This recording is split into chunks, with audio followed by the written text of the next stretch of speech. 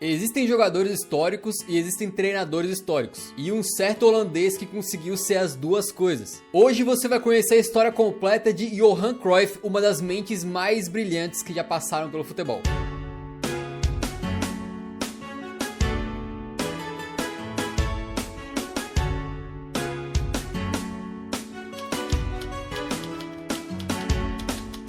Esse vídeo vai ficar um pouco longo, mas espero que vale a pena assistir, afinal estaremos contando a história de um gênio, né? Não dá pra fazer aí no formato muito curto não.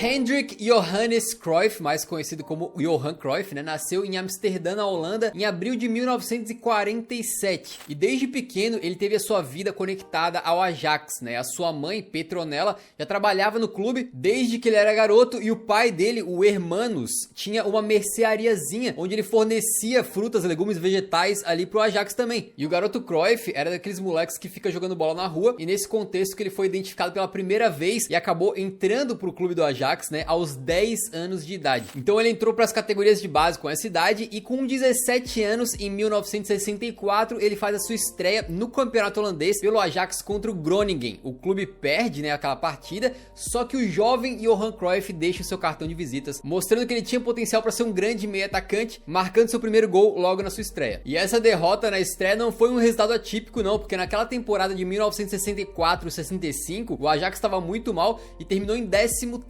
na tabela do holandesão, apenas 2 posições acima da zona de rebaixamento. E naquela ocasião, o campeão holandês foi o Feyenoord, grande rival do Ajax, que essa rivalidade vai aparecer mais na frente nesse vídeo aqui. Mas para a temporada seguinte, os fãs do Ajax mal sabiam que juntariam-se no clube dois fatores que acabaram mudando a percepção do futebol na Europa e talvez no mundo inteiro. Johan Cruyff juntou-se a Rinus Michels.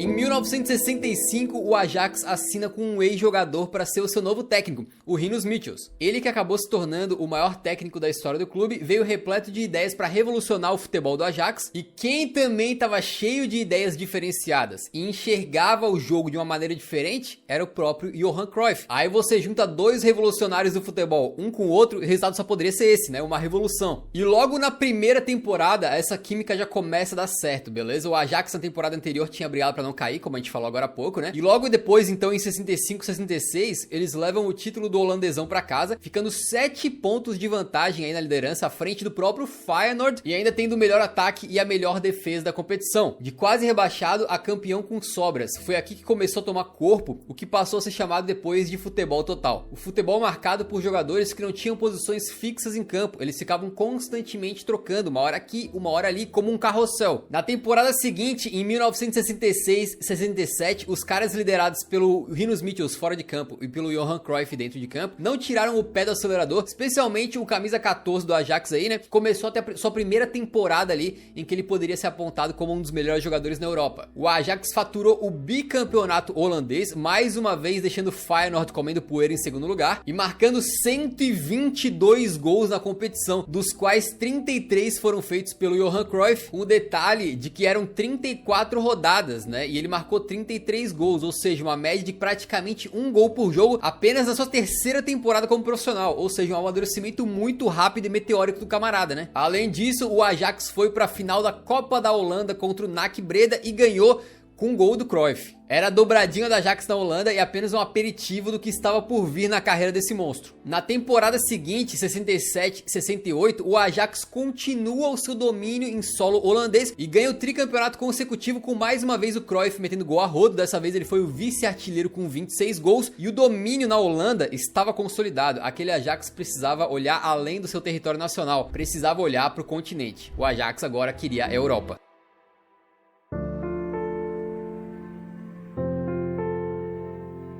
Pela terceira temporada consecutiva, então, o Cruyff metia gols de forma absurda no campeonato holandês. Foram 25 na temporada 68-69, mas foi uma grande frustração, porque o Ajax começou a ter essa gana por ganhar um título europeu, né? E acabou que no holandês deixou o título escapar e perdeu justamente pro Feyenoord. E aí na Copa dos Campeões, que hoje a gente conhece como a grandiosa Champions League, os liderados de Rinus Michels foram pro primeiro grande embate naquela competição contra o Benfica nas quartas de final. O Benfica, numa fase sensacional, liderados pelo pelo Eusébio, né, o Pantera Negra, era um dos times mais fortes da Europa, e o confronto foi tão equilibrado que eles precisaram de 3 partidas para decidir a parada, porque naquela época não tinha disputa de pênaltis e nem o gol qualificado fora de casa para decidir quem passava num critério de desempate, né? Então o desempate era feito numa partida extra, o terceiro jogo. E nesses 3 jogos o Cruyff marcou 3 gols e ajudou o Ajax a avançar, eliminando o Benfica. E naquela época a Champions League tinha apenas campeões nacionais mesmo, né? Então o próximo adversário foi um time que talvez vocês nunca tenham ouvido falar, que foi o Spartak Trnava nas semifinais.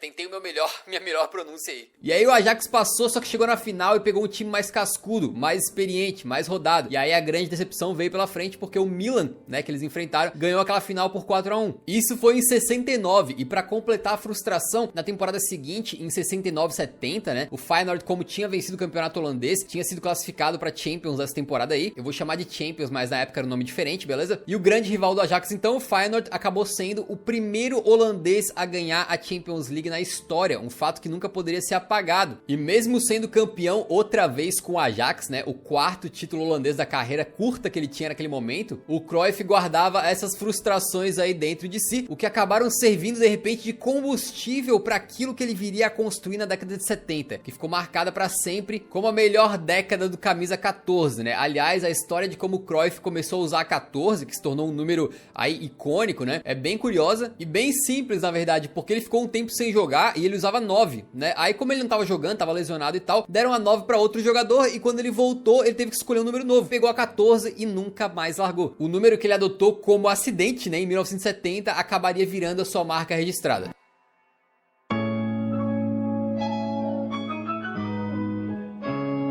Na temporada 70 a 71, então, o Ajax estava de novo na Champions League por ter recém ganhado aí o campeonato holandês. E o Cruyff, então, estava liderando aquele time que estava com um gostinho amargo na boca e não queria deixar o Feyenoord ser o único clube holandês campeão da Liga dos Campeões. Apesar de o futebol ser muito mais parelho naquela época, né, com menos disparidades econômicas e elencos que eram mais equilibrados entre os vários times europeus, o Cruyff nunca teve medo de ir pro embate com times mais fortes, times mais ricos e endinheirados. Para ele, o jogo era decidido em campo, na bola, e ele acabou falando uma frase sobre isso que virou histórica. Por que você não pode bater um clube mais rico? Eu nunca vi uma mala de dinheiro marcar um gol. O que será que o Cruyff diria do mundo em 2022 dominado por PSGs, Cities e Chelseas, né? Naquela temporada, então, em 71, o mata-mata acabou colocando o Ajax para jogar contra o Celtic e o Atlético de Madrid, mas eles não tiveram muita dificuldade para chegar na final para jogar contra o Panathinaikos, que era treinado pelo lendário Ferenc Puskás, né? Mas não havia lenda que pudesse parar o Ajax do futebol total, que ganhou aquela sua primeira Champions, então vencendo por 2-0 e fazendo com que aquele gostinho que o Feyenoord tinha sentido de ser o único clube holandês a ser campeão europeu, né, durasse apenas um ano, porque o Ajax foi campeão logo em seguida. E para coroar ainda mais aquele ano de 1971, o Cruyff é eleito o bola de ouro pela France Football, se tornando o primeiro jogador holandês da história a vencer aquela honraria. Mas se você acha que o Cruyff ganhou essa parada aí, e ele e os coleguinhas dele foram pra praia ficar lá tomando um martini de boas tranquilão, você tá muito enganado, porque eles queriam mais, tá? O Ajax queria agora unificar na mesma temporada os títulos do holandês e da Champions League, e por isso eles até acabaram esnobando o Intercontinental,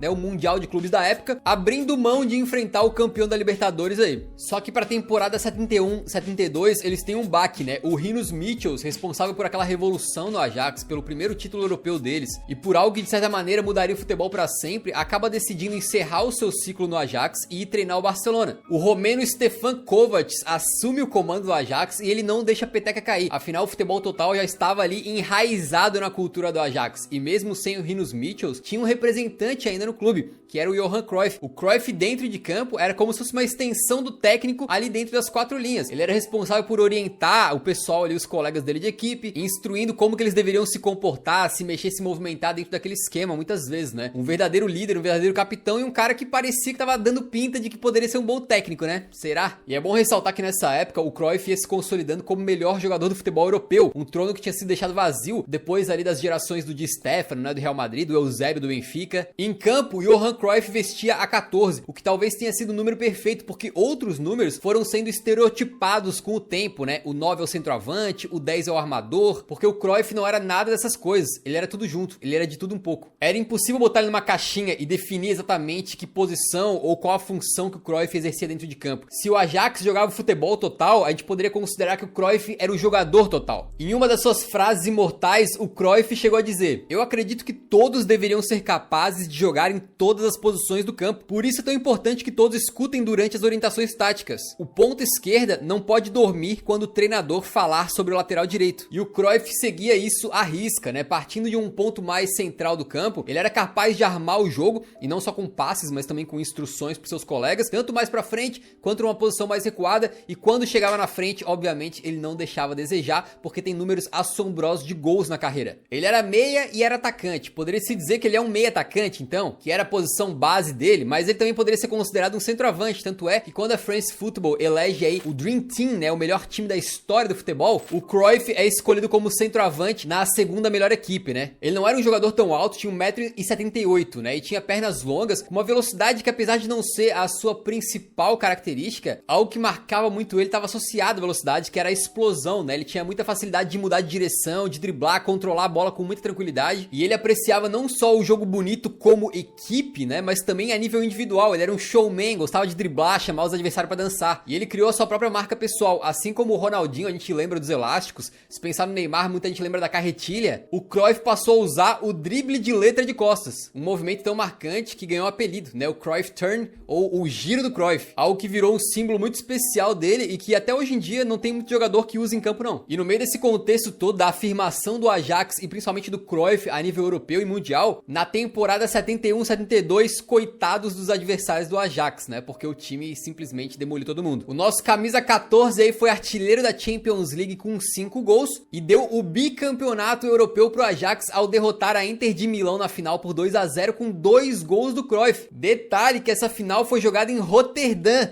justamente a cidade do Feyenoord, o grande rival do Ajax na época. E no campeonato holandês, o Ajax também não tirou o pé. Foram 30 vitórias em 34 jogos, campeões com sobras, né? Tendo o Cruyff como artilheiro com 25 gols. E para finalizar, então, o clube de Amsterdã ainda ganha a Copa da Holanda, fechando uma tríplice coroa histórica daquele que foi o melhor ano de todos os tempos do Ajax, mas faltava uma coisa. Naquele outro Mundial de Clubes, eles tinham se recusado a participar, vocês lembram, né? Mas em 72 foi diferente. O Ajax foi lá para a Argentina enfrentar o Independiente pelo Intercontinental e venceu, sendo consagrado então campeão do mundo naquela época. O Ajax estava no topo do planeta, ganharam tudo que disputaram e chegavam para 72, 73 completamente consolidados, reconhecidos como melhor time em atividade, né, com o Cruyff sendo altamente considerado um dos melhores, se não o melhor jogador do planeta. No holandesão são campeões aí com mais de 100 gols marcados, e o verdadeiro obstáculo seria ganhar o terceiro campeonato consecutivo da Champions League, e veio pedreira pela frente. Quartas de final, eles tiraram o Bayern de Munique, que viria depois do Ajax a se tornar o time mais forte da Europa. Semifinais, pegaram o maior vencedor da Champions, que era o Real Madrid já naquela época, e na decisão não tinha como parar o Ajax, né, então a Juventus perde de 1-0 e o clube de Amsterdã confirma o seu tricampeonato europeu consecutivo, o primeiro time a conseguir isso depois do Real Madrid na década de 50. E no fim de 1973, o Cruyff então é eleito o Bola de Ouro pela France Football pela segunda vez, mas mesmo com esse reconhecimento do seu talento, uma coisa mexeu muito com o Cruyff. No fim da temporada, os jogadores do Ajax fizeram uma votação para decidir quem que seria o capitão do time, e outro jogador histórico do clube, o Pat Kaiser, acabou ganhando então aquela votação. O Cruyff ficou sentido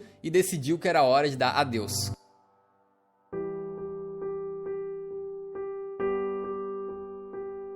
Em agosto de 1973, então, o Cruyff resolve que queria seguir os passos do Rinus Michels e acabou se transferindo para o Barcelona naquela que na época foi a maior transferência da história, 1 milhão de euros. Lembrando que valores de transferências, quando a gente está falando de um passado mais remoto, né, como da década de 70, são bem contestáveis porque a gente traz para euros no dia de hoje, então tá cheio de conversões e arredondamentos, mas de qualquer maneira o valor era tão alto para a época que o governo espanhol quis barrar a transação. O Barcelona teve que fazer uma gambiarra administrativa, né, uma contabilidade criativa e registrar o Cruyff como uma peça de máquina agrícola. Inscrever o Cruyff como um trator, é isso mesmo? Quando eu vi eu achei inacreditável, né, fui verificar, mas parece que foi isso mesmo que rolou. E esse investimento de peso por parte do Barcelona se justificava porque o clube vinha mal das pernas, estava numa crise, 13 anos sem ganhar o Campeonato Espanhol, e quem melhor para resolver esse problemão do que o melhor jogador do planeta? E aqui a gente tem que parar para pensar quão ousado foi o Cruyff, porque ele era considerado o melhor jogador do planeta, poderia ter ido para onde ele ele quisesse, né? Tava jogando no time que era atual tricampeão europeu e resolveu sair. E não saiu pra um clube que também tava forte. Saiu pra um clube que tava mal. Pra um time que precisava de uma revolução, assim como ele tinha feito no Ajax. Então o Cruyff vestiu a camisa 9 do Barça. E demorou o total de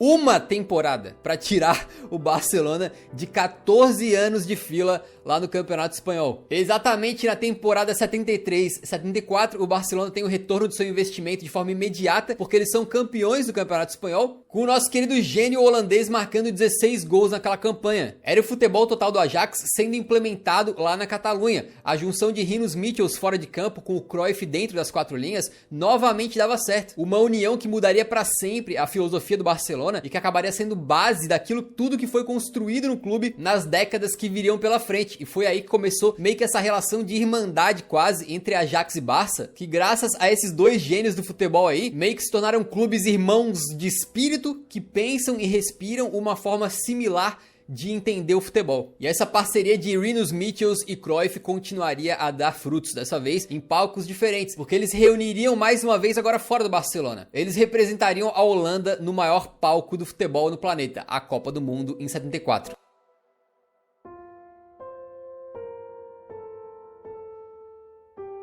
Aquela Copa ficou marcada como a primeira e única da carreira do Cruyff e também eternizada pelo mundo ter passado a conhecer então o que era de fato o futebol total. Afinal, aqueles eram outros tempos, não tínhamos smartphones, não tínhamos internet, então o que acontecia ali em solo holandês ou na Champions League não chegava com tanta facilidade no restante do mundo, mas a Copa do Mundo era diferente, todo mundo assistia. E logo de início, o Cruyff já causa polêmica naquela Copa do Mundo, porque a Holanda era patrocinada pela Adidas e tinha aquelas famosas 3 listras assim no braço da camisa, e como o Cruyff era patrocinado pela Puma, ele não queria fazer propaganda de graça, entre aspas, para Adidas, então ele foi visto sendo o único jogador daquele plantel holandês que arrancou uma das listras para ficar apenas com 2, tirando assim aquela representação da Adidas, né? Ele chegou até a ameaçar não jogar o torneio, sendo que ele era a grande estrela, o grande craque, né? Naquela época o Pelé tinha se recusado a participar da Copa, e para não ficar de fora, então a solução encontrada pro Cruyff foi arrancar uma das listras, o que acabou gerando imagens icônicas, né? Em que ele tá jogando com apenas 2 listras, o restante dos jogadores todos com 3, virou meio que um charme, né? Agora imagina se pudesse isso hoje em dia, né? O tanto de camisa mutilada que a gente não ia ter em campo. Mas com polêmica e tudo, valeu a pena deixar ele tirar uma das listras, deveria ter deixado ele rasgar o uniforme inteiro se ele quisesse, porque foi